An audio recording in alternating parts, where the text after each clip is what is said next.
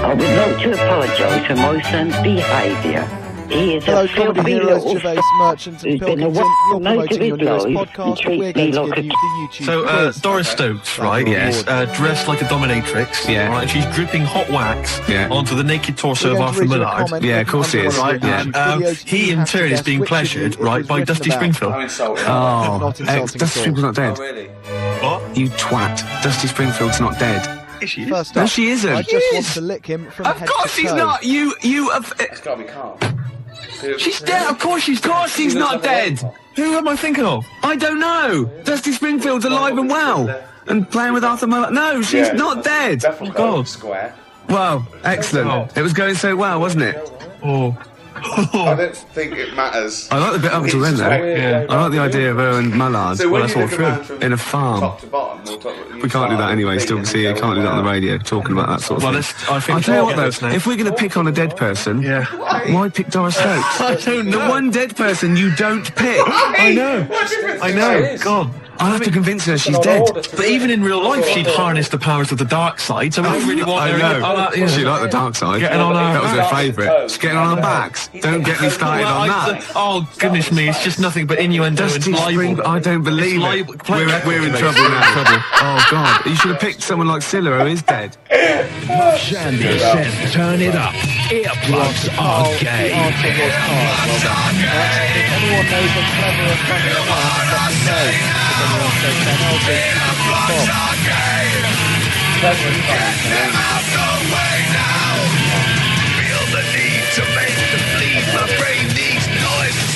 Oh, Steve, isn't it? The new single by Muff Shandy. Earplugs Always are ways. gay. But Ricky, And the you were bloke right. with the gimp mask and the umbrella said, Doris, I'm not doing that. We're And he leaving left. it. We're leaving it. Go on, then. sorry. That would have been the giveaway. I was talking to my parents on the phone the other day, and I started swearing.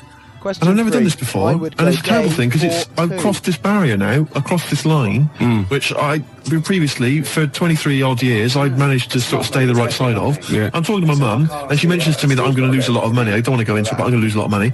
And she told me how much. It was £5,000, I think. She went, I went, effing hell. Obviously, I said the real thing. Yeah. Effing hell. She just stopped. She just went. To be honest, I Pardon hope it is you. I don't know. You're watching this, whoever wrote And I that. thought, what have I done? I thought I can't Watching explain this. myself because she didn't know that I knew those words. You just So said I which just way said, round the liquor man. well, No, I'm not doing the that's a lot of money. That got you out of it. That got me out of it. Yeah, yeah. You know what I mean? That crossing that step. Yeah. It's quite a terrible thing. It's like, I look forward to the day when I can bring a girl home and say, look, I do know about sex. And twat. No, you can't. But when I was a kid and I first went to senior school, I started to learn all these swear words that I didn't know. Of course you can say the word twat. Right. You're not meant to. I started learning all these swear words, and I went home and I started using the word twat. I just thought it was a slightly stronger version of twit. Yeah, You know, yeah. just it's a bit tougher for some reason. Yeah. And so I used to go around saying that, and I'd go, my sister would say, stop ruining my Lego, and I'd go, you twat. Yeah. And make your bed, Steve, no, you twat. I'd say to my mum, right? And I didn't realise what it meant. Right. And my dad, right, he didn't really know much about swear words, so he started using it as well. He started going, oh, you twat, Steve. And, do you want to clean the bath? No, you twat. And we just started using it all the time, right? Yeah. So then at school, Mark Johnson told me what it meant. Yeah. Right? Obviously, I'm stunned. I'm thinking I can't go around calling my mum a twat. Yeah. So I didn't. I just stopped using it. Yeah. Like that. Just stopped using it. But I didn't have the guts to tell my dad what it meant. Oh no. So he carries on using it, and to this day, we were driving along. He'll say to my mum, Elaine, watch where you're going, you twat, you great big twat. And I just want to say to him, Dad, don't say that to my mum, because she knows. Oh, she knows what it means. Oh, no, But really? She's not going to say to him, Oh God. Ron, would you stop saying that word? Because Yeah. Same thing happened to me. My dad still says fouch. does he? Yeah. Oh, Felchin, talking of that, right? It's Doris Stokes. Yeah. She's got this huge. 4 sailors Four and a big sailors. bucket and like a weight. Well, that's it, Steve. Is it? It's the news now. Then we're out of it. Yeah. Yeah. Well, we've had a few laughs, a few tears. Yeah, I don't go on about it. XFM 104.9, Ricky Gervais. Gervais, I've just thought of a great game. All right. Emma, who helps us out here, she's just brought in a couple of beers for us. Yeah. All right. And I know you We're have going to drink them after the show because I do not drive the desk and drink. Absolutely. Yeah. Anyway, okay, don't pick it up. Don't pick it up. Okay, right. Because the thing is, there's a picture. All right. Right. On the bottle, which I don't think you've seen it yet, have you? Right, and I guarantee if I turn this bottle round, you're going to start... Again, this is good radio, isn't it? You're going to start laughing when you see this picture. Right. Now, before I turn it round, right, hopefully you will laugh spontaneously. Yeah. It's a new competition, all right? You can fact us in pictures. You can send pictures in the post, all right? Yeah. Any picture which I can then, during the show, hold up and show to Gervais. If he laughs spontaneously, you'll win a gift. You'll win a prize. That's a great competition, isn't it? And great radio. And great radio. They'll be laughing at the picture at home, won't they? Exactly. They'll be going, no wonder he laughed. Look at that. Well, all right, there's simple things like that which don't work. But the point is... The point is, right... Anyway, you'll still try, okay. Let's test it. He's going to turn this little chubby pint of beer around, whatever it is. Just calm yourself. Okay, all right. Don't want you to... Hurry up, I want to drink it. You ready? Yeah.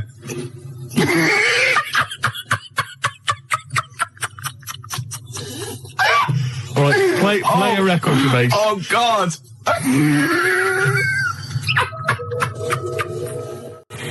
Blur and Tracy Jacks from 1965 there. Hey. Cheeky little monkeys. Well, I think we've established ourselves there now, Gervais. As radio gods. As radio gods. Yeah. We've come up with possibly the most enjoyable radio game in the history of all things. Basically, what we want you to do is send in pictures, drawings... Is it as good as this? Gervais, put it away. We want drawings, pictures, photographs. Okay, and what I'm going to do is I'm going to show them to Gervais midway through the show. You'll never know when. They might just suddenly pop up, and we'll see if Gervais laughs hysterically. And if he does, you win a prize. I guarantee it. Yeah. It could be that you'll win a couple of pulp tickets if we've got them to give away. Yeah. It might be that you win a crate of beer, anything. Yeah. Whatever we've got to hand, you'll win it if you can make Gervais laugh simply by me showing him a picture. The address is XFM, 97 Charlotte Street, London W1P 1LB, alright? And you can fax us, of course, 0171 580 1234. I must warn them that I really have been desensitised now because I sit opposite you. Well, exactly. Do you know what I mean? Do you know how hideous and, like, ridiculous they've got to be to make me laugh?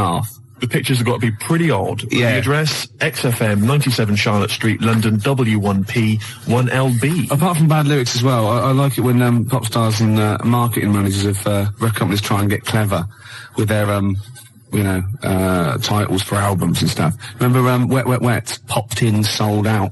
Nice. Oh, lovely. Beautiful. And you know, Tony Banks out of Genesis, he did his solo project, and what he had, right, was the album there, and he had Banks across the top, right, and using the S to start the next word coming down was statement. Clever. Banks statement. Oh, I was watching Tony Banks, is he not the sports minister? Oh, I don't know, he was in Genesis when he was younger though, wasn't he? I don't know. I think so. I don't know how it works. Well, because Phil Collins is Minister of Shite. Right. When I'm alone, right, and Jane's out, I sort of channel surf. I never watch a programme. Right. I sit down to it and I think 2 minutes. You shocked me.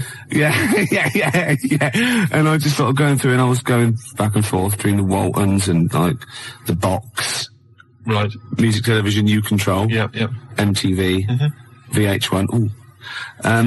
And I got a glimpse of Toya Wilcox, which I stopped, obviously. Yeah. And she's on one of these religious programmes. I think it was on BBC Two. I don't know what it was, but it was with that bloke. Oh, God. I can't tell this anecdote. I can't stand it if I don't know the name. It's sort of like a Jeremy Paxman type thing. You know, he went to university, he was going to be a serious journalist. He wanted to be KAD, but he settled for Les Dennis. Oh, one of those sort of people that was on That's Life. No, I'm not telling it until someone phones in. Toya Wilcox on a religious programme. What's that bloke's name? Then I'll tell it. 0171 580 2000.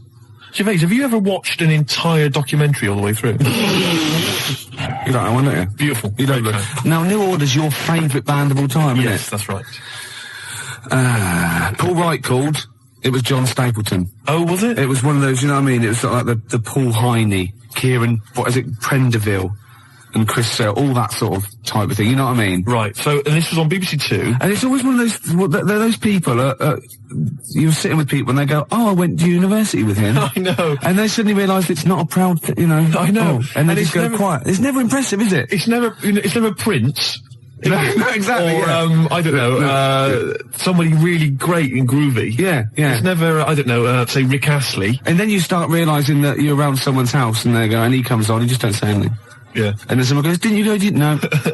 No, I thought I did. It was the other one. It was Chris Sale. Did you go to anybody, school with anybody? Michael Jackson. Did you? Yeah. Incredible. Yeah. Incredible. Yeah. Odd that. You went to school presumably in the States. No. He was in Reading for a lot of his life. Right. Yeah. Was he some kind of exchange program? Yeah. We sent them, Charlie Chaplin, funnily enough. Did you? Yeah. Did you? Took a long time for them to get round it. You know what the Americans are like. You're making this up. Yeah. Anyway, Toya's talking to John Stapleton, and I suddenly realised it's a religious programme straight away, because it was over in the church, right? And, oh, you nothing gets past you, mate. No way. Could be archaeology is us. And, so wait a minute, whoa. Yeah, so people, Toya's on some religious programme. It's not worth it. John Stapleton. Yeah. Okay. And I'm just flicked through and I went, hold on, it's Toya. And he goes, it was very spiritual. She went, yes. And I realised she was talking about a wedding. She was going, it was very, very spiritual indeed. And he said, but no hymns. She went, no, we had silence instead. Silence instead. So now we will do silence number 3. It's 4.5 minutes long, so keep your gob shut. Right? And I think, oh, what is she talking about? He went, She went, people are scared of, that was Chris Eubank. Right? She said, people are scared of silence. What are you talking about? And then she said, the thing is, during silence, there's a lot of unconscious thought. What? You thought that you don't know you're thinking? You said it was 3.5 minutes. I didn't think a thing during that. I better plug into my unconscious to find out what exactly I was standing up for 3 minutes. Going, who's the women in the hats? What are we doing here? What a load of pretentious twaddle that is. Well, I've never liked Toya. I've never liked her. Oh, she's alright. That's all the more reason to hate her. No, I don't hate her. All those people I just mentioned, they don't come close to Lenny Henry. I saw another bit of him doing his stand-up in America. Oh, God, it's so nauseating. He's got another series, apparently. Does anyone like Lenny Henry? Oh, well, obviously. It's a massive star. Does anyone listening to this show really like Lenny Henry? Yeah. Or, is there anyone that annoys me more than Lenny Henry? I should answer that one, shouldn't I? Yes. Do I win a prize? I think what you want to do there is you want to speak correctly. It's another simple thing, Gervais, which will help you out in your radio career. Oh no, I'm a swerve driver. That's 3 minutes 41. I've got to pick one. 7 minutes to the news. Gervais, whoa. Before you move on, can I just tell you, because we talked about celebrities and going to school with celebrities and things. Yeah.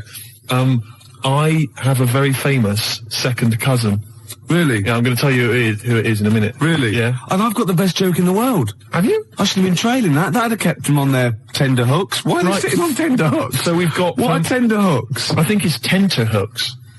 I don't know what they are, but I don't think it's... What? Oh, okay. 0171. Who annoys me more than Lenny Henry? No one. You've won that one. So don't bother phoning him. But who annoys you, the listener, more than Lenny Henry? Yeah. Oh, that's a good one. Clever. Because then it's thrown it to them. Yeah, and it's their opinion. Oh! Simple thing. Excellent. I noticed again you didn't bother to give the whole phone number. What did I say? You actually just said 0171. It used to be, as I recall, 0171 580, which is about half of it, but no, just 0171 now. Oh, swerve driver. XFM 104.9, Ricky Gervais Show. Well, it's nearly over, but I have got a great joke, and we've got a simple rule here. You only have to tell a joke on air if it's about going into a pub. That's right. Okay, you ready? Go on. Penguin goes into a pub, goes up to the bar, and says to the barman, have you seen my dad in here? And he goes, I don't know, what's he look like?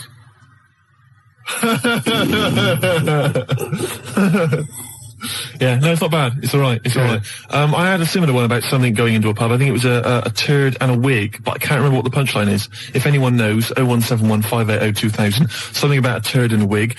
Gervais, I've also obviously got my celebrity relation, which I'll tell you about in a minute. That's about it then? Yeah, we've enjoyed ourselves. Oh, dear. Bald character, once drummer for Genesis, is more annoying. Who's lost this for? Smoked fish. Oh, what? What's this, Emma? That is what tenterhooks are. Oh, what are they? Oh, tenterhooks are what? It's what smoked fish are hung from. Excellent. And bald character, that is, he's more annoying than Lenny Henry. Henry. Okay. What's drummer for Well, that's Phil Collins. You can't say that. Of course you can. I can say Phil Collins is more. It's a matter of opinion, isn't it? Yeah, but he said that on the phone. He said, please don't say that, it's a bit mean. Phil Collins is a deeply boring man. Anybody can say that. I won't say who it is who said it then. Okay. We've got out of it, haven't we? Joe Pasquale is less funny. Ooh. Yeah, okay. Who's that? I mean, the point is that you can say that Phil Collins is a bold, boring man in the same way you can say Andy Peters is a raging... Gervais, Jilly thinks I'm adorable, apparently. Gervais, I don't think we've got time to really talk about this. Okay, what have we got to do next week? Oh, we can't say who your celebrity was, but I just thought we could phone in who you think it is. I mean, I've got a few ideas who your celebrity second cousin is. Your mum. Mr. Ed? No. Godzilla? No. The point is that this is a real celebrity, so, I mean, okay. Celebrity. So, I'm not making it up. It's not going to be as exciting as, whoa, it's Elvis or whatever. It's not that goofy, but it's still... they do share some of your genetic material? No, you wouldn't know it. Really? No, Normal? You will, yeah. Symmetrical? Really? A good-looking person. Blood reaching the surface? A good-looking person. Really? Yeah. Fantastic. They probably denied your existence, or they're obviously going to deny that they're related to you then, aren't they? Well, I'd say I tried to get some of their money. No. What else do we do? I'll send me some hideous pictures. Yeah, I'll just give the address again. XFM, 97 Charlotte Street, London, W1P. I've got to go to the pub. 4 o'clock again. Yeah. One computer's not working. Is it not? No, this all sounds funny. What's that one? Is that the one I listen to? Just press a few buttons. No, I put it on there. What have you got? Desktop. I don't know. I don't know what these do. Is your mic working? Sorry, I got a bit of a cold. Oh, God, I had a big list of things to talk about as well. Did you? Yeah. Oh. No. Rocking from the Crypt. Oh, it's a good start. On a rope, yeah. Which is appropriate because we've got a little Gravediggers track to play later, haven't we? Oh, yeah. Called Suicide. It's one of my favourite tracks, Gervais, by the Gravediggers, but it has got a bit of bad language. Well, that's okay, because you've played it to me a couple of times, and I reckon I've got it off pat. Really? I'm going to be bleeping it out live. You're going to do a live bleep Yeah. out? I should say, we usually have a few beers and we get throughout the show and I get steadily drunk, which is unprofessional. This saved a bit of time, turned up pissed. You turned up drunk today? Yeah, so that's I'll tell you what. I'll be honest with you, Gervais. Normally, if someone gets drunk, their speech begins to slur. Yeah. They talk rubbish. Yeah. No difference. No, with you. that's the beauty of it. Yeah. That's the beauty of being me. Yeah, exactly. How drunk are you? I had a little bit of wine. Did you? Couple of glasses? It's a lovely... I might get a little bit melancholy. What about the little baby kangaroos have to crawl all at their mums? I help them. Got a fax here for you, Steve, actually. Oh, lovely. Good news. It's from Becky. She's listening to us in bed. She's been a bit lazy. She's been on holiday. And she wants me to dedicate a song to... dedicate it to Skanky Steve, because he is an alien. And she's been a little picture of you, Slimy Steve. Isn't that lovely? And she wants me to play Subterranean Homesick Alien by Radiohead. And that's sweet. So people do think of you. Lovely. And I got one from Laura, says to Steve, you still sound as stupid as ever, you asymmetrical, asexual, rabid, anemic, flea-ridden deformity. Oh, see, you have got people thinking of you. See? Yeah. I'd rather they didn't. Baby Bird, and if you'll be mine, then I'll be yours. And Baby Bird was actually in this week with Claire. Was lovely, he? Lovely man. Oh, Baby Bird was it at XFM? He's very nice. Is he? He's got a beak and funny little claws. Oh, Rick. I know, it made me laugh. It was oh, my God, we're desperate. Used to be an we're egg. Desperate men, Rick, if you've got to resort to that kind of I called him Baby Bird, and he went, I've never been called that before. Which is bizarre. But there's a band called Baby Bird. He's called Stephen. Can you go to turn that down next door? All the time to a show. Music, aren't they? It's Emma, it's not on. That's insane. I can hear a throb from the other room. Yeah. Someone's got... This is insane, Gervais. It's like trying to host a radio show. Yeah. And now he's laughing. Yeah.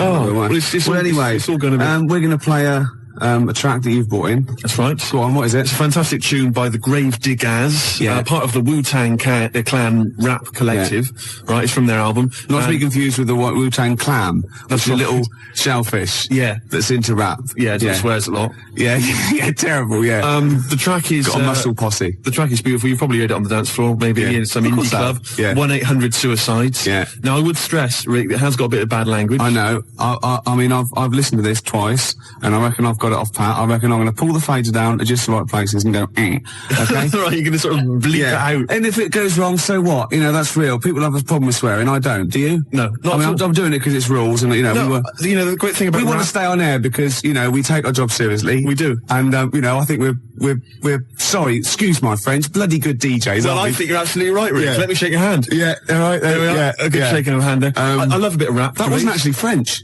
No, was it? It's weird, that, isn't it? Oh, pardon my French. People always say when they maybe say bollocks. Excuse my French, but le plume de ma tante.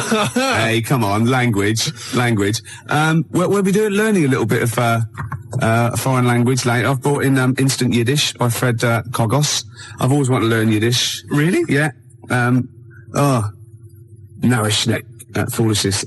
Some glick, some schlimmen, yeah, for better, for worse. So I'll teach you little useless phrases like that, out of the old Instant Yiddish book. But first, what was this? Gravediggers. It's Gravediggers. They're keeping it real, they're keeping it raw, so there is a bit of bad language. Yeah, well, mine's raw. You've been keeping it raw? Yeah, of course I have. Right, I'm gonna have a go at this then. Alright. Right. Don't get nervous. No, don't, shut up. Right, I've got to play this. Shut up then. Don't put me off. I've got to concentrate. Bleep it out live. I will, yeah, shut up. Alright, is it going? Oi. Okay. Take it calm. Take it calm. All right. Well done, Rick. No, it's very good. No worries.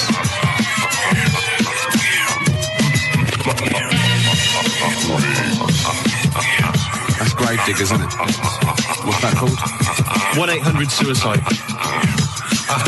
I'm going to buy it, I think.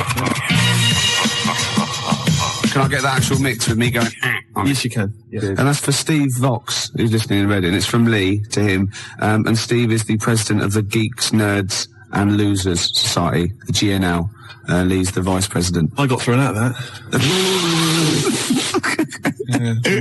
What embarrassing walking down the street with you. Exactly. Oh, it's a terrible state. Yeah. Gervais, it was Saturday night last night. Yeah. And I didn't get to sleep until 6 in the morning. Ooh. Flatmates having a party. Yeah. Not invited? No. Next time though. Well, maybe. I don't know. I don't know where I hang around with them. Well, at least I look after you. People say to me, is Steve really as ugly as you say? I go, he's worse. Do you know what I mean? But that's no, do you know what I mean though? You're doing me a favour. Well, of course I am. You're protecting me. Of course I am. I'd say one day, right, it's just one of me at the moment, but one day there'll be a whole squadron. It'll be like Planet of the Apes. Oh my God, and you don't actually need anyone else to sort of like breed, do you? Exactly. We can just reproduce as we are. It'll be like Planet of the Apes, right? There'll be sort of a Charlton Heston figure. Of the squids. It'll crash land. Get your damn dirty tentacle off me. It'll crash land. Yeah, exactly. And there'll just be loads of me crawling around, all identical, chasing him on horseback. And they see like Bristol Temple meet, and they go, "Oh my God, they blew it up!" Yeah, he's back in Bristol with all your. Oh no, incredible. It's a charlatans, and then there must be an organisation of volunteers or something who, if it's like touch and go, if it's really serious, if you're like clinically depressed about it and you really can't get a woman, they don't want just people turning up who can get girls and saying, "Oh, I fancy," you know. But in your case, you know, they'll speak to you, they'll see you, and I think, you know, there must be some sort of national health thing or private where you can actually sleep with, I don't know, a voluntary worker. You know what I mean, though? Well, yeah, there's people that... Yeah, I know, but there's people that, I don't know, volunteer for geriatric duty, you know, and they're exploding all over the place. They're covered in the stuff, right? There's people that work on leper colonies, right, for, you know, for nothing. There must be someone who will sleep with you out of sympathy.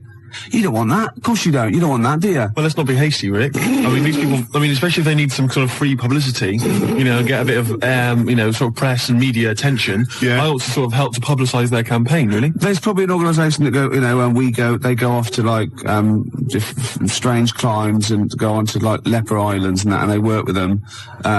Or they can sleep with you. Now, that's got to do the lepers some good, doesn't it? Yeah. You know what I mean?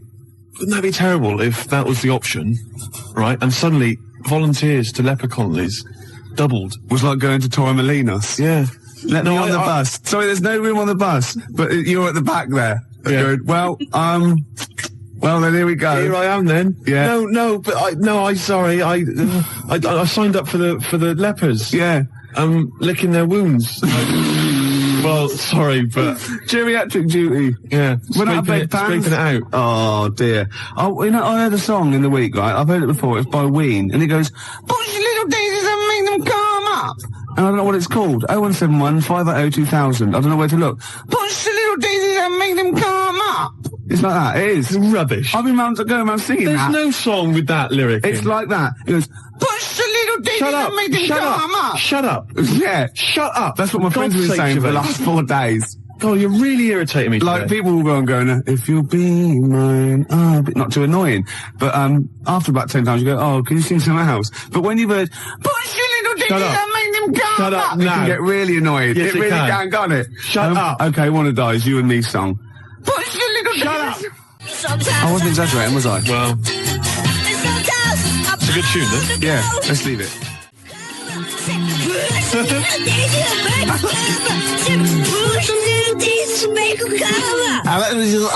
It's great. That's just gonna gag.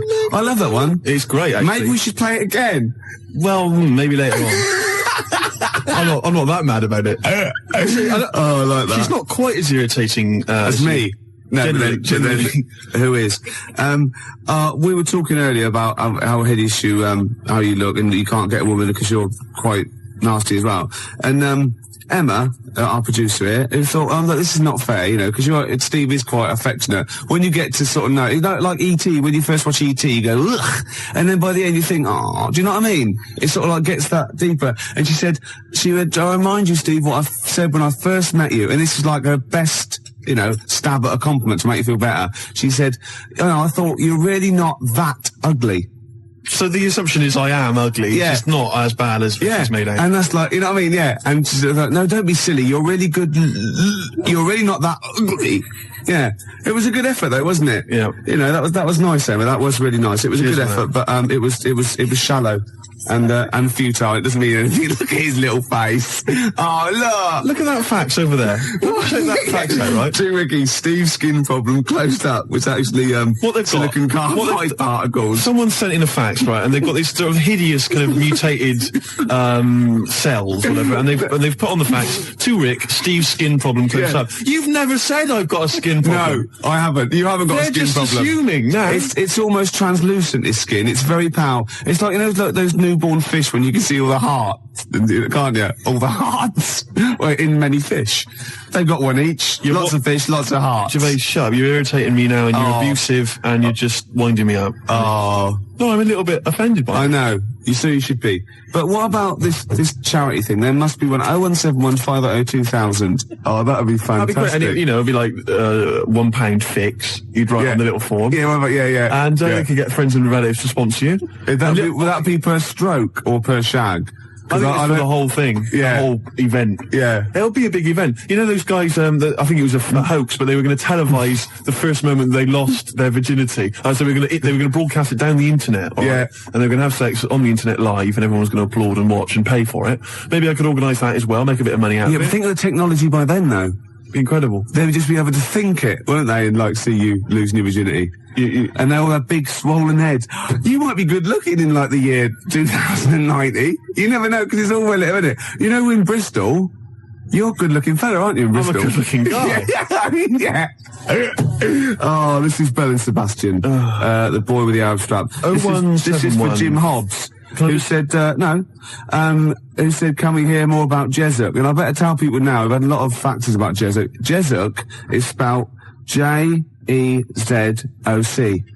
I made it up. That's how it's spelled.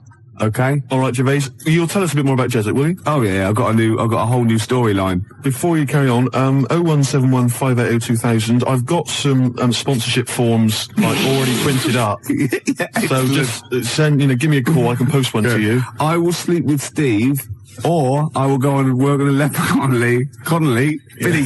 You know, Shut up! Play a record. Scottish bloke with a beard with his legs falling you off. drunken sot. Gets quieter and quieter, doesn't it? A couple of phone calls. Rob phoned and said, slap Steve for saying 0181 instead of 0171. See, it's the singly most important thing. The number is 0171 580 2000. That's why you don't hear me mucking that up. Do you know what I mean? I apologise. Pump Ricky with more wine and challenge him to quack over the Out of Nowhere League. So what? I don't know. I've. Start that sentence again. What? That was a sentence? No, shut up. I had something to say then. You are drunk. Oh, yeah. I can smell it shut on your up. breath. Shut up. I can smell it on your breath, for shut up. God's sake. Don't wind me up, man. Yeah, I've got this new storyline for Jezuk. I want help with it. What it is, right? I think it starts off with this villain, right? Jezuk brings him in, right? And he's murdered maybe a little kid, or or someone's husband. The woman's there and she's terrible. Well, you would be. Yeah. Right? So.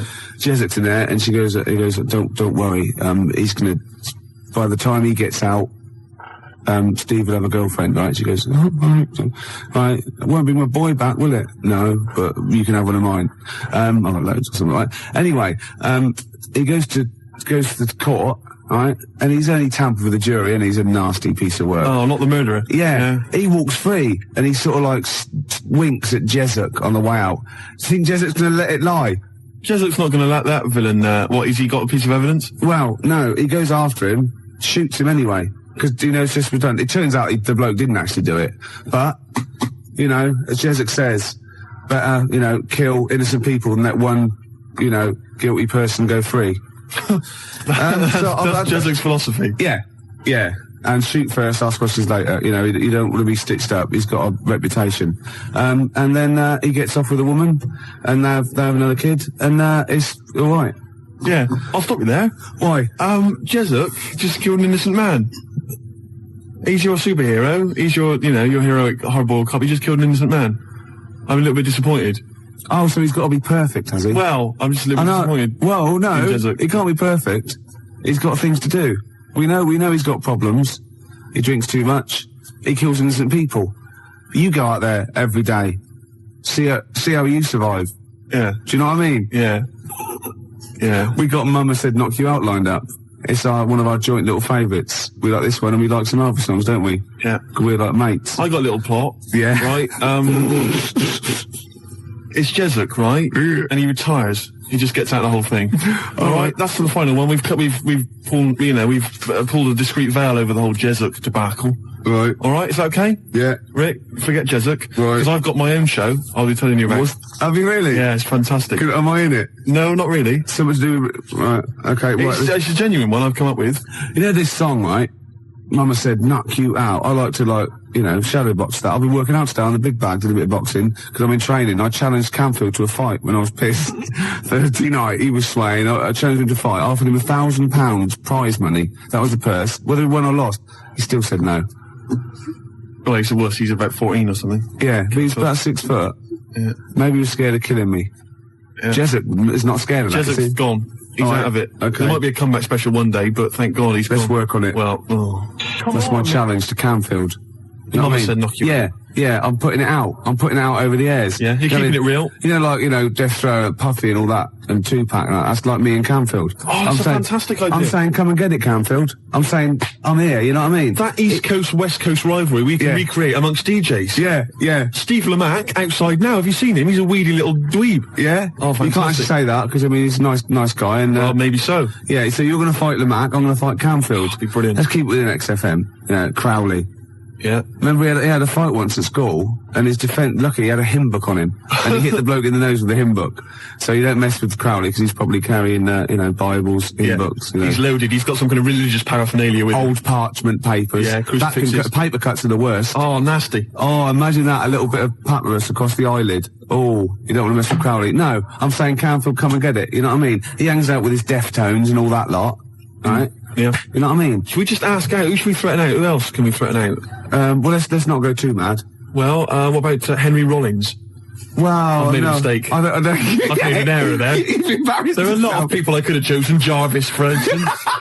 I've gone straight to... A lot of people come before Henry Rollins, don't they? I was a fool. Some British heavyweight boxers, for example. Yeah. I'd rather fight than Henry Rollins. Before we carry on, because I'm going to tell you about my TV idea in a minute, Rick, because this is an idea I've been working on, and it's serious. It's like, Jezuk's got a certain strength, a certain quality, and I think you'll like this as well. But before we do that, I've been sent a picture a picture's been faxed through. Oh, excellent. And it's a little challenge, as ever. Right. It's make Ricky laugh. If you laugh at the picture I've got here, Rick, then Martin in Crouch End, he wins. Well, I thought we could give him... I like it already, Martin in Crouch End. I thought maybe we could give him the Baby Bird album. Why? Why do you mean it's mine? You haven't got one, so you go on then, yeah. Well, I'll give that to him. But anyway, here's a picture.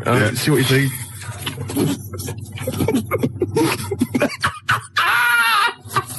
I like it, because there's a little explanation as well. And it's subtle, because I had to get right to the end for the big line. You're not allowed to see this. No, that is fantastic. So well done to Martin. Martin wins an award. Yeah, he does, yeah. Yeah, okay. So if you want to win something tasty, give us a call or fax us through a picture. 0171 580 1234. Your pictures, please. Make Ricky laugh. You know your idea of this new show, which I haven't heard yet, right? But we should start getting together all the other stuff, or we're going to get ripped off. I sounded just like Albert Tatlock then, in the early 80s.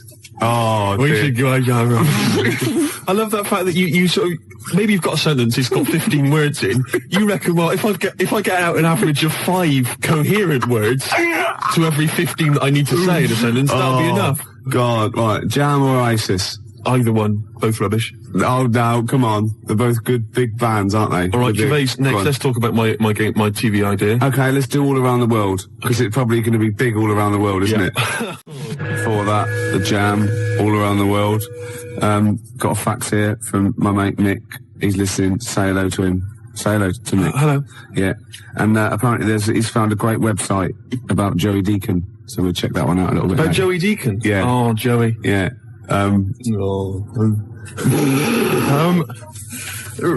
We've had loads of ideas, haven't we, in the past? Yeah. And actually, I was wondering whether we should put out the phone number 0171 580 2000.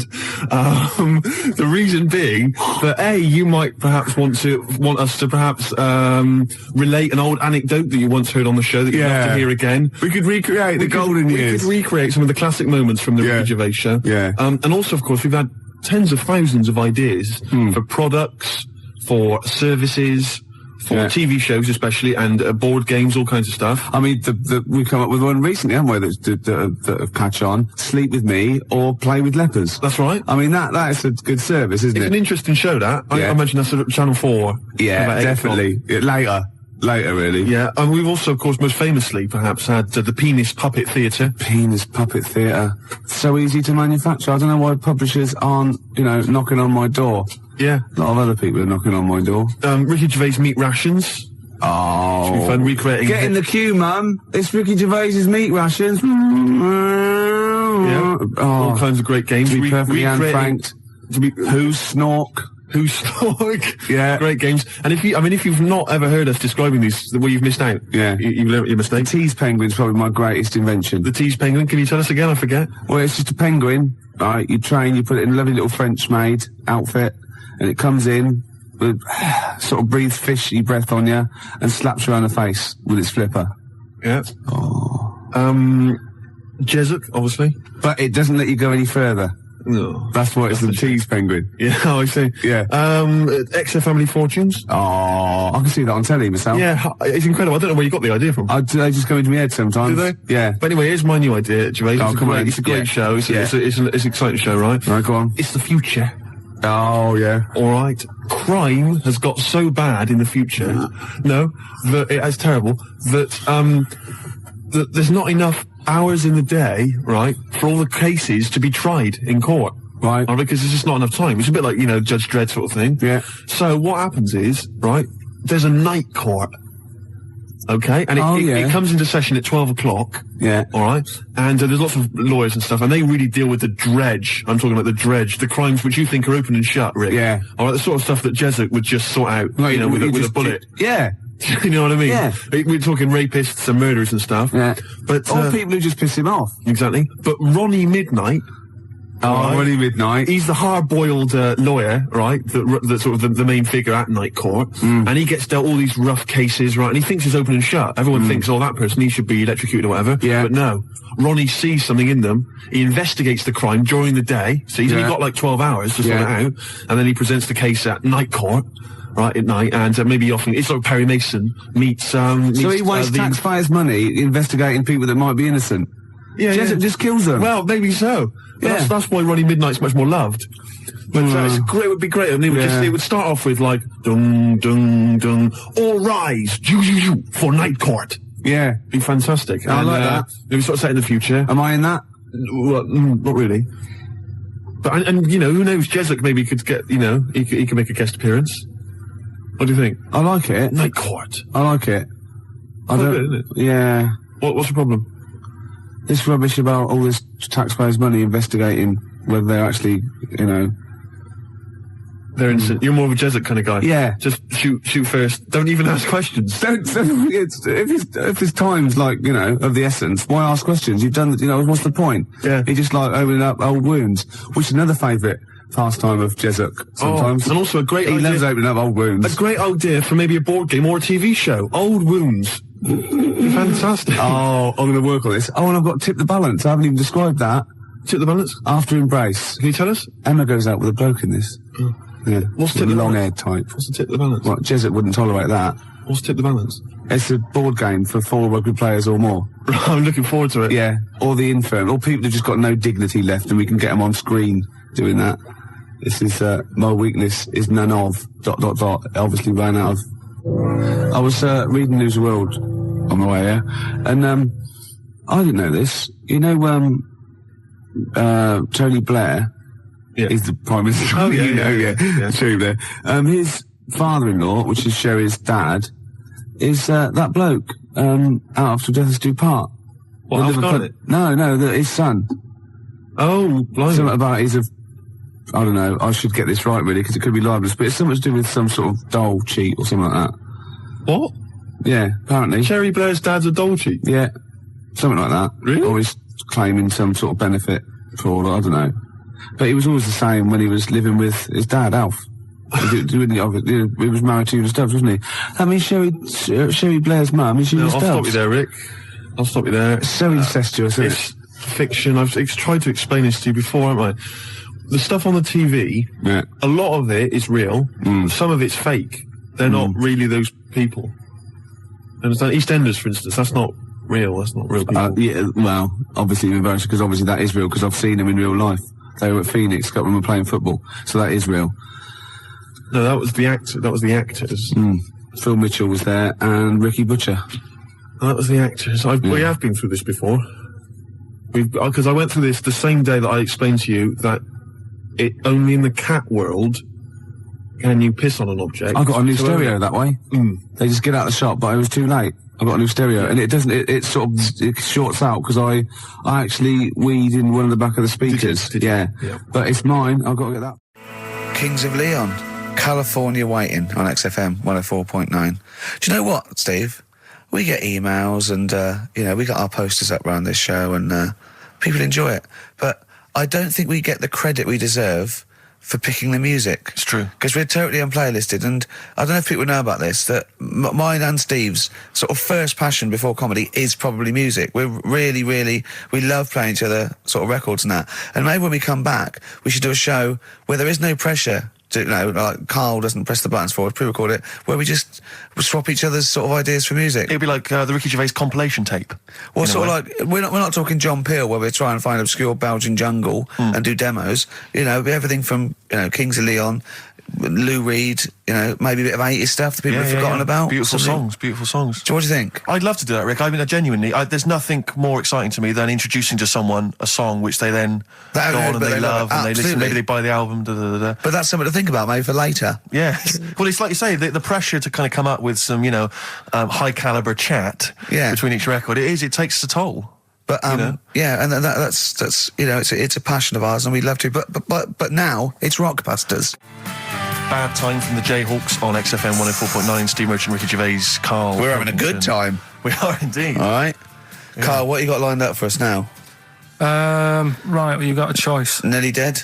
You can have a bit of educating. Yeah, let's have educating. Come on. Educating, Ricky. Actually, can we just clarify what this is? I think a lot of new listeners perhaps aren't familiar with this. It's when Karl looks on the internet and finds a weird story about, the double knob fun, and tells me about it. And it's usually not true. Okay. If it is true, I know it already. Go on then, Karl. They're not really weird stuff. It's just stuff that's gone on. That's interested me. That's all it's about, and I educate about it. I should just confirm that we've had a number of emails that say the baby born without a knob and then having one transplanted from a baby that luckily enough had 2 knobs is apparently true. Right, listen. So, I don't question that you could be born with a deformity and get someone's, fingers, knobs, what I'm saying is, it didn't happen with the doctor goes, I'll leave with it. I don't believe it. That baby's got 2 knobs. Exactly. What a coincidence. I bet that little bit of information isn't in there, is it? Sure. That he went out the door, I'm going to get a coffee, came back, bloody hell, hold on, look, here's an extra knob, I found an extra knob. We can put that knob on there. Perfect. Travis, writing to reach you on XFM 104.9, all right? A couple of emails here trying to respond to our requests for nursery rhyme related information. Oh, go on. Nikki Williams says that she was at infant school and she had a nursery rhyme book, and in the book, and this may just be the illustrations, but apparently the 10 in the bed in there were small baby monkeys, which you'll be loving, Carl. But again, I suspect that might just be the illustration that accompanied I remember I had a book of nursery rhymes when I was little, and my brother, he was older than me, and I was about 5, so he was about 16. And I remember him and his mate just absolutely cracking up because it said, up Jack got and home did trot as fast as he could caper. He went to bed and bandaged his knob, N-O-B, with vinegar and brown paper. I've since found out that knob is like the old English for head, but I didn't know why they were laughing. Of course. They were just cracking up. This was, whenever one of my mate's brothers came around, he said, where's your nursery rhyme book? And he'd read it to him. Yeah. And it was just the funniest thing in the world. The brown paper and vinegar was a popular method, because didn't Jack and Jill use that? They used something similar. No, that was Jack and Jill. That was Jack and Jill. Yeah, that's Jack when he broke his crown, which obviously, that means his head as well, doesn't it? Yeah. So he's fractured his skull on a sort of like an outcrop of rock. Yeah. And then... is that still used, the brown paper and vinegar? I don't think it is. I don't know, maybe in Manchester they're still using that, I'm not sure. Yeah. Tracy and John Burton say that they reckon a Humpty Dumpty was actually a cannon that used to sit on the walls of the castle in Colchester where they live. That makes sense. Yeah, that would make a lot more sense. Sat on a wall, had a great fall, the kings couldn't put them together again. So he had they broke the cannon, or it meant it exploded. Maybe the cannon fell apart. Because people used to get blown up by cannons just doing it wrong, didn't they? Sure. Which is hoist by your own petard. Right. Where that comes from. Right. Coming back and blowing up in your face. So that makes slightly more sense, because you would want to send for the King's Men then. Yeah, and the horses. I think the horses just came along anyway. That was quicker. Sure. The quick King's Men, it took them about 3 minutes, with the horses there in about a minute. So, but I mean, if it blew up, there's nothing I could do. Yeah. So we got to the bottom of that. See, the educational, Carl. See, this is real education. You know what I mean? It's got a bit heavy though, doesn't it? What, Humpty Dumpty? Yeah, it has got a little bit heavy. Let's dumb it down a little bit. What do you want to do? Mary, quite contrary? We're doing Rockbusters in a bit. Hang on a minute. What? Before you even get to Rockbusters, oh, man alive, there are loads more verses to Old Mother Hubbard. Are there? I'm going to digest these while we play the ads, and I'll see if there's any salient information I can give you afterwards. Brilliant. Moving on, what's the next one? Would she be able to breastfeed? Yeah, and she'd be able to do it standing up while he was on the floor. Talking to nipples. Hey, come on. There's a lovely juicy pair over there. Okay, I think this is the last show. People should actually phone in and speak to Carl and try and convince him. Forget that. Yeah, what's the number, Steve? Forget that. We haven't got time. Yeah, he hates to answer it. We'll do it during the record. Leave phone it. in if you want to speak to Carl, if you know the number. Call in, try and convince Carl to kiss a little nipple. Don't want to. Rick, I should just point out that I feel... Don't answer back! Come on, I think Carl has offered nothing there. I think those educating Rickies were appalling. And the only thing that would redeem the show is if he kissed the nipple. Kiss the nipple. Phone in if you want to speak to Carl. If you know the number, call in and try and persuade Carl while this record is on. We'll answer the phone, Phones are still going mad. Answer one. Just put with someone out. Kings of Leon, California waiting. He was rude. He's so rude to people. They phone up and they say, kiss his nipple. And he goes, yeah, all right. And he hangs up on them. Answer the phone. To say to Come on there. Answer the phone and be nice to whoever it is. Be nice to them at least. Putting people on the air. Hello? Carl. Yeah, speak to Carl. Why don't you speak about that human monkey that was on the other day? Old news, man. How long have you been listening? Listen, can we forget the monkeys? What do you think of his nipples? All right, then, just kiss his nipple then for... I'm not going to kiss his nipple. I'd do it for 500 quid, easy. Would you? Yeah. But why? Why do you want me to do it anyway? What are you getting out of that? Oh, come on, mate, 500 quid. It's worth it. Yeah, but... He's got the money. You probably get more out of him if you want. It's not about the money, really. 500, think of Suzanne. Suzanne, you come home 500 quid and go, there you go. Just I kissed his nipple, 250 quid each. She gives me more. It's not. It's not happening. Right, it's not happening. Did you just cut him off then? Well, there's another fella there. Who's that? My name's Linda. Right. All right, Linda, you all right? What would make your day, Linda? If Carl actually gave it a lick, not just a kiss. Forget it. Go on. I think what else has gone on? Well, while you're thinking, Carl, I should just tell you now, you threw that question out earlier, why are ginger people historically mocked? We've had a couple of responses on the text, 83XFM. Again, as ever with XFM listeners, don't believe what they say, don't trust what they say. But one of them... have we got any respect for anyone in the world? I'll get back to you. Pete in Tooting, now, again, I think this is nonsense. He claims that the reason ginger people are disliked is because Judas was ginger. From the Bible. I don't know where he's come up with this idea. No, I've heard that. But I mean, are there a great many people from, the Middle East who are ginger? Well, that's probably why he stood out. Sure. And he was probably fed up, and he thought, I'll get him back. Yeah. Maybe... Unless he had his hair dyed ginger when he was on the witness protection scheme. What did which he presumably do? he had to go into after all came out in the book. What did he do? What did he do? He stitched him up, didn't he, to the Romans, didn't he, Judas? Did he do it for 40 pieces of silver or something? I'm not big on the Bible, but apparently... Incidentally, if you'd like us to stitch up any kind of Messiahs for 40 pieces of silver, just get in touch, 83XFM. We're willing to do that for you as well. But that's one explanation. There's another one here, which is, again, I don't believe this for a moment. It says, ginger people get a lot of stick because in Elizabethan times, people with ginger hair were told that their mother had slept with the devil. And that was why their hair was ginger. So there's two options. Maybe if you've got some more, you can any more spurious thoughts, then get in touch.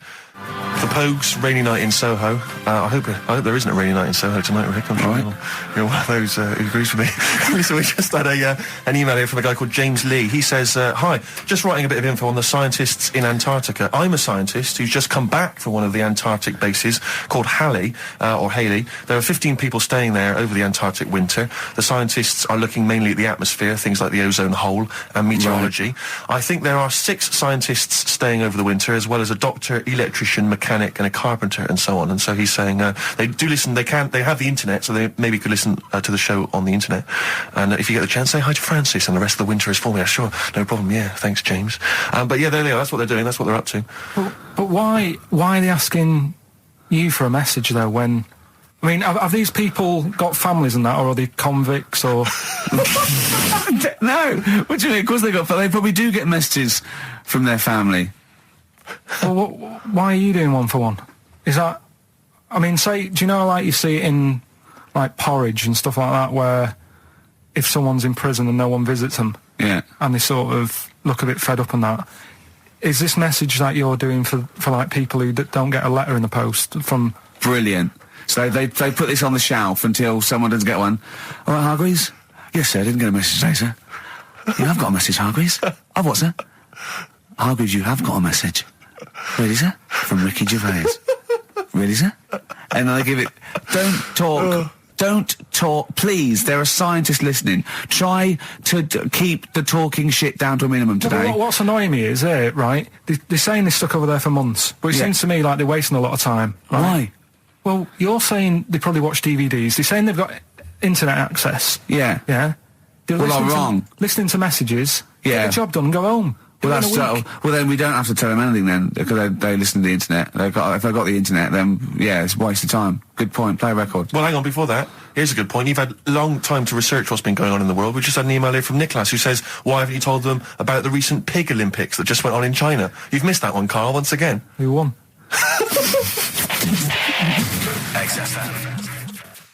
Anthony and the Johnsons. Isn't that beautiful? Interesting. Hope There's Someone on XFM 104.9. I'm Ricky Gervais, with me Steve Merchant and Karl Pilkington. Well, Karl, more revelation. We were talking about it last week, but Karl brought it up again just now. Didn't want to go to the doctors, didn't want to have a full sort of body checkup that may save his life, because he saw on the website they do a test where they have to insert a finger in his arse. Oh, don't tell me about it. Why? Don't put it on the website. Just put, we look at your heart. Yeah. We'll check your blood pressure out. Yeah. And then they could just do it quickly. Could just sort of say, right. How do they do it quickly? No, but what I'm saying is, it's worse, isn't it? Going in there, knowing that, I mean, they've got it on the website. So you're on the journey on the bus thinking, in about 20 minutes, I'm going to have a finger up my arm. But they're doctors. Yeah, but just they're not doing it for a laugh. They're not filming it with a two-way screen. They're not putting on boxing gloves so it hurts more. They're up. Oh, it's prostate's all right. Out again. Out again. I'm just saying, in the day, the sort of. Do you think they're in the pub going, here he comes? It's Pilkington. I had my finger up his arse today.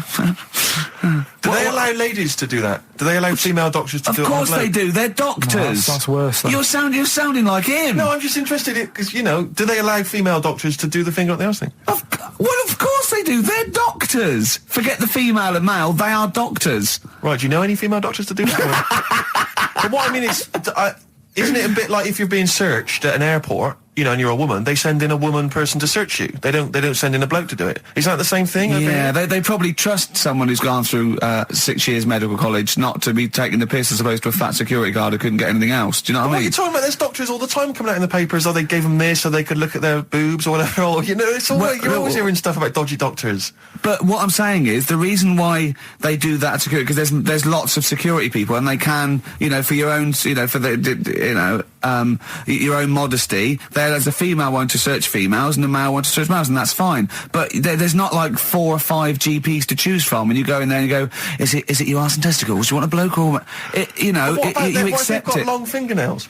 They don't have long fingers. What do you think this female GP looks like? She's sitting behind the desk like Cruella de Vil with cleavage and long red false nails, going, "Hello, love, bend over. This may hurt a little bit." There's gloves and Vaseline. I don't believe there's 2 of you now in the room, Carl. They're doctors. They have to. What would you rather do than put the hand down your throat and round your alimentary canal to feel your ass? It's a quicker way in. You seem to know a lot about these doctors who stick fingers up people's asses. You're a very well-informed gentleman about this sort of thing. Well, say if they did find something. Yeah. Would you then have to get, like, a second opinion, so someone else's finger? Well, no. They test it to see if there's anything suspicious. That it's usually a swollen prostate, which can be anything. So they, you know, they catch it early, and that's it. They feel up there. But if you want a second opinion, then the same doctor will just stick a thumb up and have a feel around then. Yeah. So it always works in the same way. Yeah. Well, if there's a doctor who can, I don't know, put me at ease. I mean, surely there's another way around it. I don't believe that. I mean, what is this? 60 million people or something in the world, isn't they? 60 billion or something? Well, 6 billion, something? Yes, you got it. Right. You hit it. Well done. That's good work. Right, so yeah, there's 6 billion, did I say? Yeah, what's 6 billion then? Loads, isn't it? Yeah, but... So if you want a doctor to phone up to assure you that the finger at the bum thing's not painful and that it's necessary, and Just that that it's it's not just someone necessary, trying to really. get Just that it's not an easy way round. All right, what's the phone number here? It's, changed, haven't they? Oh, You're the producer! Hang on, here it is. 0871 222 1049, and I think you select option 1. It tells you anyway what to do. Please, if you're a GP, or you've, you know, even if you've completed medical, I mean, we want a qualified doctor, really. Anything else is not good enough for Karl Pilkington. We'd love to talk. You can ask him all the other questions, because, you know, Karl, as I said last week, he doesn't feel his own testicles because he doesn't like the feel. Yeah. So, you know, I'd like a doctor to explain to him how necessary that is. And this is truthful as well. I've got very slight pain around the genital area at the moment, and I think it might be some kind of groin strain, but I'm a little bit anxious, not entirely sure Yeah, what it is. you've been with me twice when I've gone along to get them checked. Yeah. And I go, oh, what's that? Yeah. It's terrible. I mean, but, you know, it's usually... I think you're in a pretty low risk, aren't you? I'd hope so. You're coming out of the 20s. I think testicular sort of... I shouldn't be doing this. I'm not qualified. No. All they said was to me sort of like it's 20s and 50s. We're in... Mine sort of felt like they dropped a bit the other week when I was on holiday. I don't know if that's like when you're relaxing or I was wearing shorts a lot. How far? If it's 2 foot, it's too far. I was having problems walking. What do you mean? Why? No, it was just a bit I had shorts on all day. I'm happy and walking about on the beach and what have you. And then at the night when I put some long trousers on, I was sort of walking like a rickets. They probably like stretch a little bit. Sometimes, I told you when I was about 18, I was scared. I went to the doctor. I felt a pain, right? And because I was doing biology, I thought I'd show off this doctor. I said, I've got a pain. I think it feels like it starts in the epididymis and goes up through the urethra either. And he went, finger up the arse. He said, your jeans are too tight. They're squashing your balls. So we want a doctor like that. So what's the phone number again? It's 0871 222 1049. A qualified What do you mean your balls dropped, though? We've got to come back to this. I don't know, they just felt like... it's not too bad at the moment. I was all right on the way in, but... I feel twinges all the time, but you never know whether it's just because... No, but they felt like they weren't my own. Do you know what I mean? They sort of felt a bit like these are... There wasn't a bloke standing really close to you, was there? You didn't get them mixed up, did you, on the way back? On the flight back? Someone else has got... Well, take a leaf out of Nudist books. They just walk around, they've got nothing on it. About Nudist. Why? Well, let's play this ad break and that. And have you had another encounter? If we've got time, I'll tell you about it. Have you really? XFM. Right, we've got who's that on the line? It's Rob. Rob, and are you a doctor? I'm a final year medical student. I'll be a doctor in 2 months, touch wood. That's close enough, isn't it? Yeah. Excellent. So, where do you study? Do you want to give more details, or do you want to remain anonymous as you're calling in to I study at Barts Hospital. All right, great. So, why do GPs sometimes put their finger up a man's anus? To see what's there. You know, if you've got hemorrhoids, if you've got an enlarged prostate, you know, it's either that or they stick up a big tube and have a look up with a light. What? And it's easier to do that. Now, are you dumbing this down for us, or are you going to fail your medical exams by saying stick up a big tube with a light? I'm dumbing it down. Okay, come on then. We're all intelligent people here, and Carl. So you tell us what's that called? It's called a sigmoidoscope. Right. Nice. That was a clever test, wasn't it, Rick? 12 inch long. Yeah. 12 inch long tube that they can put up there. So, Carl, would you prefer that or a finger? Well, so do they sort of do the finger first, and then, I mean, at what point do they say, hang on, we need a light here? I mean... It's normally if there's something wrong. But, so if I go then, say if I go to this Wellman clinic, right, and they go, yeah, the art's good and that, yeah, finger, there you go, and then they go, hang on, I'm going to go and get me light and tube. I could start worrying then because they've sort of found something. And they're not likely to go straight in with the tube. They'll probably send you off some tests first. But Carl, there's nothing. But you go to these places to put your mind at rest and to know where you are with your health. I mean, it's not that you go along. That's what most people worry about. They think that because I'll go along and they'll find something. Well, one, that's illogical. It doesn't heighten the fact they find something because you go along. And two, if they do find something, it's a good job you went along. I mean, I'm a hypocrite because I don't go to the doctor, but I've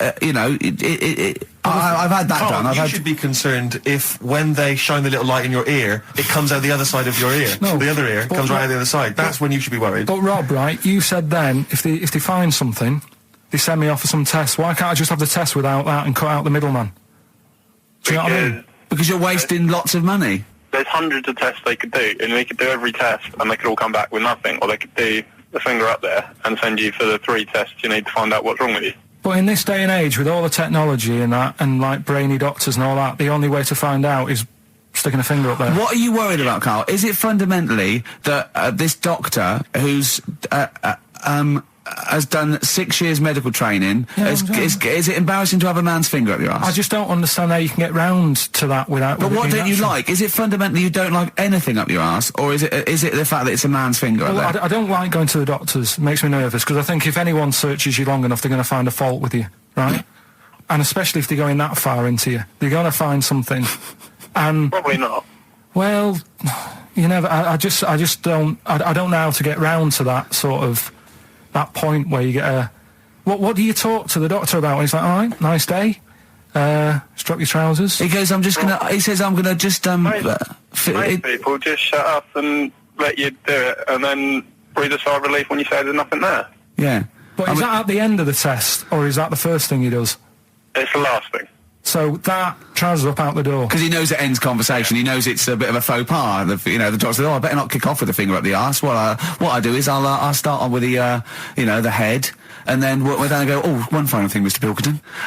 So Rob, he drops his keys and he goes, "Pick them up." And as you bend over, will you be doing this, Rob? Is this what you're like open to do?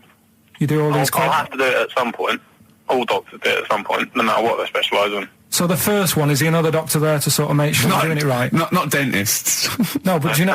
Aren't doctors anyway. But do you know what I mean? Like, normally it's like a co-pilot will have someone with them for the first one. So when you put your first finger in, will someone be there going, right, you just want to move to the left of it? I've already done it. Have you? Yeah. So that's the thing with a student, you're learning. So you get people teaching and you learn on these things. Can I just point out, Rob, I think I'm right in assuming that you have a glove on. Yep. And there's lubrication. Yep. And it doesn't hurt. No. There you go. What are you worried about, Carl? Who's this person who everyone's testing on in your class? It's not one person. One person. There's like, when a patient comes in and they've got a problem, your boss, the consultant, he does his finger up, and if he finds something, he goes to the patient, is it alright if the student has a feel as well? Then the student puts on a glove, puts the blade on the glove, and sticks his finger up and sees what he comes out with. Rob, I wish you could see Carl's face. I mean, his face when you said, and he says, can this fella have a go as well? He looked horrified. That he thought it was a free-for-all, like there's a queue of people trying on gloves and going, let's have a go. That looks good up there. What have you found? No, I mean, how come you had to sort of... Is it not something you could test on yourself rather than waiting for other people to come in? Because then, you know... It's an awkward position to get to, really, isn't it? Well, but you can have a good rummage then without feeling too awkward, but to sort of have a go on your first patient when you don't really know what you're looking for anyway, do you know what I mean? Never really thought about it. Because you don't... If you've never done it before... You pop your finger in there, and you've got to sort of look. You've got to have an expression on your face, like you know what you're finding. Well, they can't see what you look. They can't see your face. There. You got the big boss consultant man going, now move your finger there, and you'll probably feel this. But he's just done it. He knows what's there. Well, what? Oh, so he's already had a go. He's had a feel, and he's going right. If you feel to the right, that's the conglomeracy or whatever. The conglomeracy, yeah. Its conglomeracy is in perfect working order. Well, that's... I'm still... Thank you, Rob. Thank you. I'm sorry you had to go through this. Carl is probably the worst patient you'll ever encounter in your medical career. Good luck with your finals, and thanks very much. And do you know any female doctors who do this? Or? Thank you. XFM 104.9. Thank you. U2, City of Blinding Lights. I'm going to see them next week at Twickenham. Well, enjoy that. Looking forward to it. Yeah. Thanks again for letting me know about your... old Nobbo and Edge and all that. Now listen, you just got an email there saying, can you turn up your microphone, Steve? Apparently my voice is a little bit quiet. Carl has to do one thing, make sure we're heard. That's all he has to do. Well, I can hear it. Sounds fine to me. Well, not to the listeners, and that's who we're trying to please. Well, it's one person, said he can't hear Yes, but we've only got one listener. So if he's not happy, we're buggered. You're allowed to say buggered? Not twice, certainly. Once could have been a mistake. Yeah. Twice, pointing it out is definitely, complaint material. Neil Young from the album Zuma, and that's Pardon My Heart on XFM 104.9. Ricky Gervais, Steve Merchant, Karl Pilkington. We just had a text here that says, and I don't know what truth there is in this, as ever, but John says there is apparently a nude bike ride today in Hyde Park. Now, I can't believe that's the case, because I don't think it's allowed, is it? You can't ride around with your veg, can you? I don't know. Why would you want to? Well, good point. On a bike. On a bike, I love the fact that that's what disgusts him. Do you know what? If we did appeal for a nudist to call in, I'd want a very specific sort. I want a German nudist, a middle-aged man called Helmut. Okay. If there is any, or the closest one to it. So I want a middle-aged man from Germany. If your name is Helmut, you're in. But I'll accept hands. Carl would be good, wouldn't it? All right. Yeah. I think I'm wondering if the age might. Maybe we could we broaden that Okay, just a German nudist bloke. Right. Can he at least be fat? Can I find a fat German fella? If your name's Helmut, we're going to give you a big prize. Yeah. But any fat German fella who likes to get his sausage out. Sure. Okay? It's sauerkraut. Yeah. What's the phone number? 0871 222 1049. It'd be good just to get an email or a text with a contact on it, and then I can just call them up in the week. Sure. And 83936 is the text number. I don't know what our audience demographic pans out like, Rick, but I'm suspecting that's probably a fairly small fraction of our listenership. I know, but you know, there must be someone out there, if you know a fat German who likes to get his tackle out, a phone's going. Straight away. Just answer it, Carl. Just answer it. Just potluck. It could be anything. Well, just see what it is. To be fair, it could be a nutter. It could be a nutter. But just say hello. Just tell your turn. It's not straight away. He'll stay there, won't he? He'll stay there. Well, answer it. Answer it. Leave it. Answer it. Oh, you see this? It's gone. It's gone. There you go. He bottled it. So, just as well. Well, you took too long to answer it. Lloyd Cole, Impossible Girl, on XFM 104.9. Wow. Rick, I'm just reading an email we've had, and it is indeed true. Scores of naked cyclists will be wheeling around London today in a mass protest against oil dependency. The World Naked Bike Ride will see the arresting sight of up to 200 daring riders bearing all in their cycle past some of the capital's most famous landmarks. Have they got to wear an helmet? Are they against wearing an helmet? Well, I think they're trying to make a statement, I would imagine. I don't know. Well, they don't have to wear a helmet. It's not law to wear a helmet on a bike, is it? It's for your own safety. It's sensible. You're right, yeah. Well, it's also sensible to just pop some pants on. Just pop some pants on. Are you going to be popping down there and cheering them on? I'm not going anywhere near it. What are they going against? What's the problem that's going on? Oil dependency. I think, generally we're consuming too much oil, aren't we, in the world, and it's going to run out one day, and we've not got any alternatives. Talking of campaigns and things and that, did you see Sir Bob on Jonathan Ross last night? Sir Bob Geldof. Yep. Are you going to walk to Edinburgh or sail to France, Carl? What do you think of all this? The G8? I think it's good that, he's doing some stuff for the world and what have you, but probably won't bother. No. Having a walk. What do you make of all this campaigning? He's dedicated his life to this now, hasn't he? Yeah. I mean, it's interesting. I was watching him last night, and I respect the man. I mean, he used to work here, didn't he? Did some shows and that. Mm-hmm. It's good. It's all right that he can do it, but... I assume that's not why you respect him. I assume you respect him because he's trying to save a nation, as opposed to used to work in XFM for a while. Yeah, I know, but I'm just saying it's good that he's given up a lot of his time to, try and save the world and that, but, there's a bit of me that's kind of like, is he wasting his time a bit? Right, well, what do you mean wasting his time? Well, he tried it before and... No, wait. What he's trying to say is that the G8 are I think the 7 most rich, wealthy nations in the world, and Russia, and they get together and they can wipe out the third world debt. I.e. they owe us billions and billions of pounds. They can't afford to pay it back. So he's going to say, let's wipe the slate clean and pledge, I think, a lot more aid and stuff to them, isn't it? Mm-hmm. So what do you think of that? But won't they just do it again? Right, what's you thinking? No, I knew I had a little diamond in the rough here. I mean, obviously, I admit I brought this up because I really wanted to know what Carl thought of it. Sure. Yeah, I had ulterior motives. It wasn't just for awareness, for the very worthy cause. It was because I know. Look at him looking at me.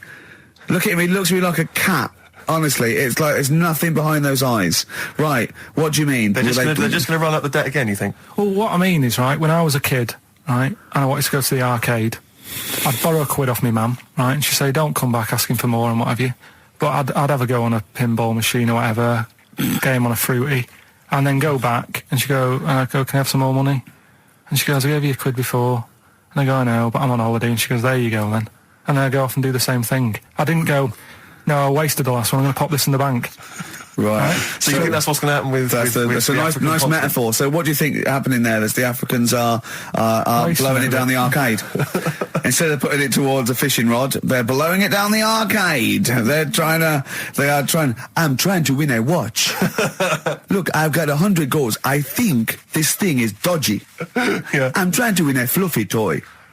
Bob's saying you're never going to get the Snoopy. You're never going to get the Snoopy. It's always going to fall out of the little claw before it gets to the top. The claw is not strong enough. Yeah. Do not waste it. No, Midge.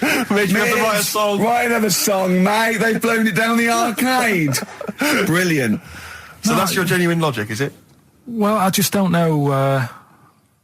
If they put me in charge of it, I don't know what I'd do. I just think it's a. Could I just say that will never happen? No. Could I just say to London, and anyone listening on Sleep Saturday, yeah, don't worry, Karl is not going to be put in charge of G8. It's not going to be him, Blair Chirac.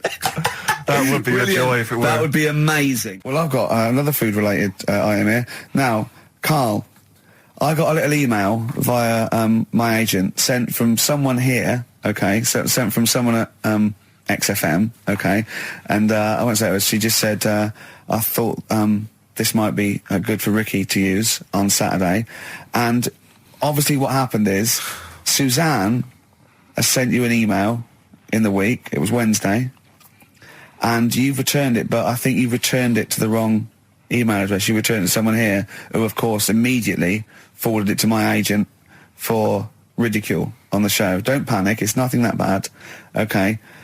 It's an email from Suzanne talking about your tea that night. Was Suzanne out on Wednesday night? Was the an England game or something? Yeah. So you were alone. You were home alone, were you, Wednesday night? Yeah. Did you enjoy your meal? Was it a quiche? Go on. Right. From Suzanne to Karl. Take the quiche and put it on the baking tray. Cook for 30 minutes on 190. Take lettuce and put on plate. Take 3 tomatoes, wash and chop into quarters. Place on lettuce. Take an avocado, chop in half. Remove the stone. Peel skin and slice. Place on salad. Put salt and pepper on and a dribble of olive and balsamic vinegar dressing. Right? In brackets, small bottle behind the cafetiere. Right, in case he's reaching for bleach. Yeah. That's it. Should have put everything else away. Right? Then sprinkle a smidge of parmesan on top. Remove quiche from oven, cut into quarters and put on plate. Eat. Oh, wow. Does she have to do that every single time she's out? No, it's just that I'm not that good at cooking, right? And to be honest, that was a lot of hard work. I didn't bother warming it up. And I did without the avocado. Why? Too much messing about. He didn't even do that with instructions. It was too much. But yeah, I'm not that good at cooking. And Did you genuinely? That's not cooking though, is it, Karl? That's heating up a slicing. quiche. That's cooking. It is making the quiche. Yeah, but I'm just. Could you have figured that out if she hadn't left that note for you? Why did she have to tell you what the olive oil and balsamic vinegar was? Because I've put sort of cooking oil on my food once, and I said, oh, it's a bit. It's ever since, right? Years ago. I'm gonna die. Years ago. Leaving Mr. Magoo at home. It was ever since I put sausages in the toaster that. What do you mean? I nearly set the flat on fire. Because do you know, like when you're grilling food in a pan and all that? Yeah. Sort of sausages spit and it goes everywhere, doesn't it? And it makes everywhere greasy. So I thought, well, just want to warm them up. Yeah. Bung them in the toaster. Yeah. What happened? And she sort of caught. Well, they got stuck and it got caught on fire. I imagine. She came in just as I was sort of plunging it, and might have came in from work. Said, "What are you doing? I said, I'm in sausages." Well, the oven isn't on. I know they're in here. What? You turn it off? Panicking and that. But I've never been into it. I've never been into cooking and that at school and stuff. I didn't bother doing it. Oh, every time Suzanne comes home, she must think, please be the house still there. Yeah. Please not let me hear a fire engine as I come round this corner. Oh, God. She comes and goes, oh, God, thank God. I bet she's always happy to see you when she gets home and you haven't burned the place down or introduced some howler monkeys or something. Unbelievable. What I find extraordinary is there are people who are in sort of care in the community who don't need instructions on how to prepare food. Oh, they do. They can do it. Yeah, you show them once. Yeah, they do. Whatever you do, don't put sausages in the toaster, Johnny. Do you know what I mean? Yeah, and they've learnt it. They don't put sausages in the toaster. Yeah. What did they put their fingers in? But, yeah. Landed Ben Folds on XFM 104.9. We've had an email, Rick, from Simon Whittaker. He says, he's throwing the question to Karl. Have you seen the video for that Ben Folds song where there's apparently a monkey working the sound desk and shifting the piano? So, yeah, you want to check that out.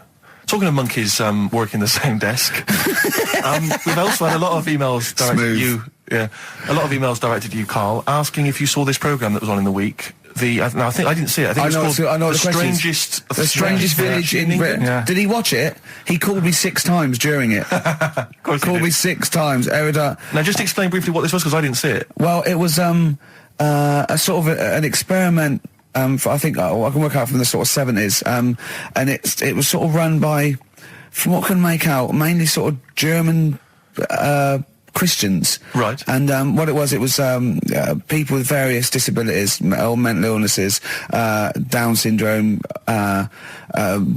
autism, bewildered, and they were living normally in the community. And there was 300 people in the village. Half had some sort of problem, mental problem or disability, and the other half were sort of carers. And I mean, it was very, very strange. And where is this village? It's somewhere in this. It's up near Whitby, isn't it? Right. Okay. But he called me. At various points. We were watching that. It started off. He went, "Geez, if that's the beginning, what have they got coming up?" Then there was 2 fellas, and the phone rang, and it went, "What is going on?" And it was 2 blokes who had created their own language. Okay. And they were going, "What would it law?" And you go, "What would it And it was an interesting program. I love documentaries like that. But what made it twice as good was that I knew that Karl was getting confused. Yeah. There was one bloke that went round interviewing people, and he'd just have a string of questions, and he'd go, "Have you ever had curly hair? What's your favourite animal? Have you ever seen a badger?" All right. And Karl was getting stressed. It was stressing me out. Because he was trying to think of the answers quickly enough. Because he was sort of saying, do you like mosaics and that? And I was like, "Oh, do it." And the next question was coming in. It was like Mallet's mallet. Do you know that sort of that word association thing? I was stressing me out. But he said he wanted to go there. He actually said, "Oh, could I go for a holiday there?" And I went, "Well, I doubt that. I don't know. Maybe you could go on a visit." That would be great, wouldn't it? For Karl to walk in there. But the thing about it would be like, Karl would be the ruler. He'd be the king. It would be that in the kingdom of the blind, the one-eyed man is king. I mean, he would just dominate. I don't know. There were some of them were quite clever. Really? Yeah, I don't think he'd. I think he'd probably be average. Yeah. I don't think he'd. Okay, he'd just blend in. No, I don't think he'd shine. Yeah. Because a lot of them were quite good at some things, weren't they? He didn't like the angry bloke who punched him. There was this really sort of sweet Down syndrome woman called Nan, and she hadn't hung her coat up, and this angry bloke was going, "If you don't hang your coat up, I will." And he punched her, didn't he? Yeah. And poor Nan got it in the neck from everyone. There was another woman bullying her, wasn't he? Yeah. But you like the little the little Down syndrome fellow with the woolly hat who was helping that woman. If I went there, he's the one who had sort of hunt down, so come on, let's go for a pint or something. Sure. But incidentally, do you like mosaics? We didn't establish that. He's still thinking about it. David Bowie, Watch That Man on XFM 104.9. Now, coming up, Steve, and listeners, I'm talking to them mainly. I'm not really, I'm talking to you and Karl, really. Yeah. But coming up, an old feature, Knob News. Oh, Knob News, the welcome return of Knob News. Yeah, and Monkey News is still there, isn't it? Yeah. Just briefly, you don't think you really gave that competition justice, did you, not handing out the email? No, let's just quickly whiz through the questions again. Yeah. John's texted in, by the way. He says, "I never get any of the Rockbusters clues. Is this a good or a bad thing?" Definitely a good thing. Definitely a good thing. Definitely a good thing. Yeah. Yeah. Did you have to have that thing done where they say, what side do you wear your member? What side you dress? They don't say what side you wear your member. That would hardly be a euphemism, would it? So they say what side you dress, sir. It means what side your little poke, your little John Thomas leans, doesn't it, on rest, usually to the left, isn't it? Your little left testicles. If I said to you now, what side do you wear it on? Do you know? It would be left. It would be the left. That's what I mean. If standing there, right, with nothing restricting it or holding it in or holding it up, right, it sort of leans, your one ball is sort of like slightly back and lower, isn't it? And your little John Thomas rests there, so it's left. And the reason they ask it is so they don't put the tape measure up on the left and squash your willy or touch your willy. So it's nothing to do with, like, well, you'll need a bit more room of sort of more material on that side, or... Well, no, I don't think they compensate. It's just when they put when they stick that up into your groin, they don't want to come in contact with your little... The thing is, I don't know what side I wear stuff on. I just sort of pull my pants up and wherever it wants to go that day. But maybe it's not big enough to sort of make any, real decision. But, like now, I'm sat here, right, with my jeans on. I don't know where I am. Well, that's clear from hearing you talk. No, but what I mean is, if a fella said to me, what side are you, what side do you member on? Member? What is this the use of the word member suddenly? I'd go... Well, it's usually not appropriate, and also, I imagine in the old days they had big baggy pants and used to sort of like hang down, and now, you know, like with those stretchy boxers and briefs, it's sort of held up in a nice little, neat little parcel, isn't it? So it's probably not appropriate. It doesn't come in contact with your little snake. So, you know... Did you ever... have you ever heard that? Are you telling me a tailor has asked you that and you went, what do you mean, mate? No, I've never... I've not really had one made to measure. I had one made when I was a kid, but since then I've sort of bought a suit off the hook. But when you were saying about buying a suit, I know that question sort of crops up and I don't know what the answer is. It just annoys me the way I don't know, there's no surprises anymore. Do you know what I mean? People know. What do you mean? He's going to go, right, I'm going to measure you now. Which side shall I measure? Go, well, pot luck, go and have a look. Right, there you go. Oh, you got it. You checked me out. What do you mean there's no surprises anymore? What are you talking about? Everything you say is a surprise. Everything you say, every opinion you have is a surprise to me. What I mean is, why aren't people just happy just to go, well, depends, doesn't it? I'll just pull the pants up wherever it wants to go. I'm happy. What do you mean? Why is this such a big issue? But Carl, when they ask you this question, they're not making a note of it somewhere. It's not statistical research to find out what the kind of common leaning is. It's a question so he doesn't touch it when he's using his tape measure. Just be careful. But he is being careful by asking the question. But what's wrong with him touching it anyway? If he's, I mean, it's only like a slight... Fair enough. But if he just sort of, knocks it a little bit, you can just go... Do that again? To me, it's the same as the prostate thing. It's just happening all over again. But a doctor doesn't go, oh, what side's your arse on, sir? Trying to avoid the arse. He wants to go, he knows where your arse is and he's aiming for it and he wants to get it up there. He's aiming for it for a good cause. This little fella's going, well, I've got to measure his leg. I don't want to touch the knob. I'll just ask him, sir, do you mind telling me where your cock is so I can avoid it? It's a big difference. But like I'm saying to you, I'd have to have a look first to let him know.